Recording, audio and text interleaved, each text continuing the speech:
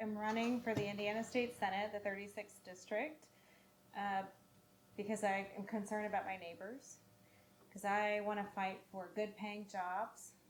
I want to look out for our public schools, and I really want to fight against the extreme voices in the state Senate and be an independent voice for my neighbors here in Indianapolis and in Greenwood. I think it's a lot of my experience. So I have experience building coalitions with Republicans and with Democrats across the state to solve problems. And I know that that's going to be a crucial piece of my experience to leverage in the state Senate. And also, I can bring a new voice and a new generation of leadership to our state. There's a lot of issues we face as a state that it's time to be looking for new ideas and fresh ideas, and that I am on the younger side, I think, of many of our elected officials at the state level, and I'm proud to bring some new perspectives to the table. You know, it's funny because I set my top priorities back in November, December of last year, and so much has changed, and the status quo isn't good enough. But what is interesting to me is it's still the same three issues that are the most important, and it's jobs, it's public education, and it's healthcare. And in fact, they've just gotten more important. And I'm really concerned that my opponent's allies were willing to cut millions of dollars from public education in the middle of a global pandemic. But I'm never going to turn my back on our teachers and students.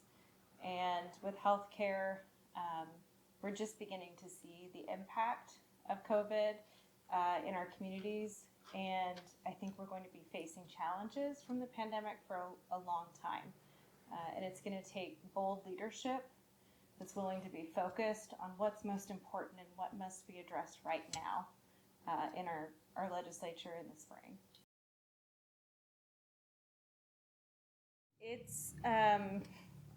It's a challenge, and I don't take lightly the challenge that our current elected officials have been put under to deal with this pandemic.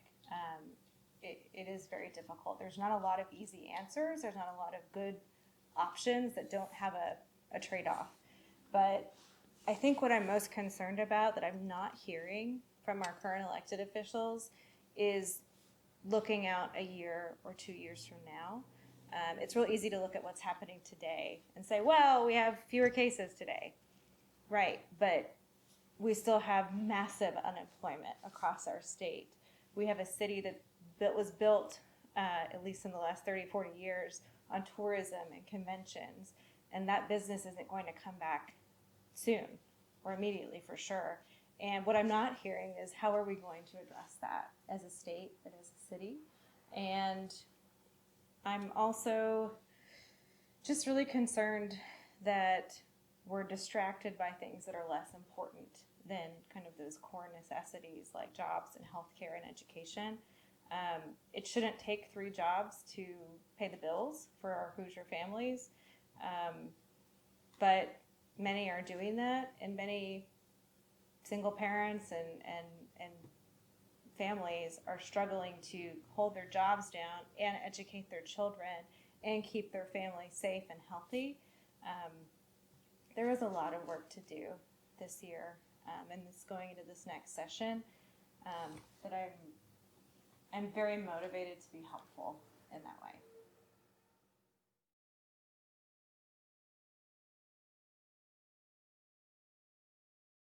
You know, I'm really proud because just this past week I received an endorsement from the Indy Chamber. It is unusual for them to endorse a challenger, let alone a Democrat, and I am very proud of that. And their focus on creating an environment that is conducive to inclusive economic development that supports small and medium-sized businesses alongside our larger employers.